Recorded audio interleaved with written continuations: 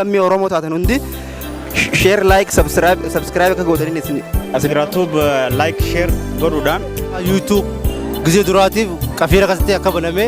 isin hundi Oromoon bakka jirtanitti akka isaan gargaartanii isaan cinaa dhaabbattanii isin gaafanna share like akka gootan isin hundi horii ala jiru horii keessaatis akka nu gargaartanii cinaa dhaabbatan qafiira tube suutumatti itti aansuudhaan harkumaan suuta jaati silkumatee sanirra ni shirgigaate inni nu xaa godhaati gattuka like share godhuudhaan dammoo qafiira tube kanarratti hojjedha mucaa kana jijjiiraachuu qabna qafiira tube guddisuu qabna ijoollee gandaati ganda bichaa osoo hin ta'in akka Oromoo maraatti waan kana guddisuu qabna galatoomaan isin guddaa subscribe akka gootanii fi mucaa bilsaan cinaa akka dhaabbatanii fi qafiira jechuun ganda seenaa qabu ganda sun ta'e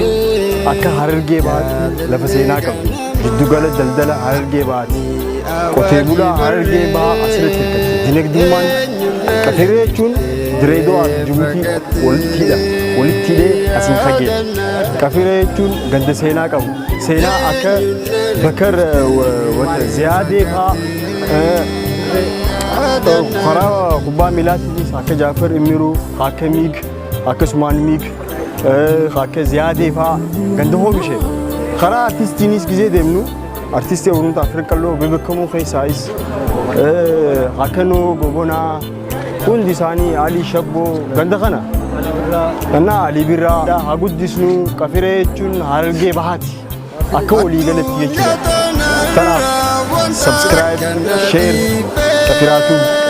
galatoomuu qafiira tube jala subscribe like na gargaaru walii na jabaannu warri ala jirtaniis warri lafaan baa jirtaniis warri biyya keessa jirtaniis qeen keenyaas walumaanu atti jabaannu bareessa keenya kana jabeessinu jaa qafiira tube subscribe like na gargaaru galatoomuu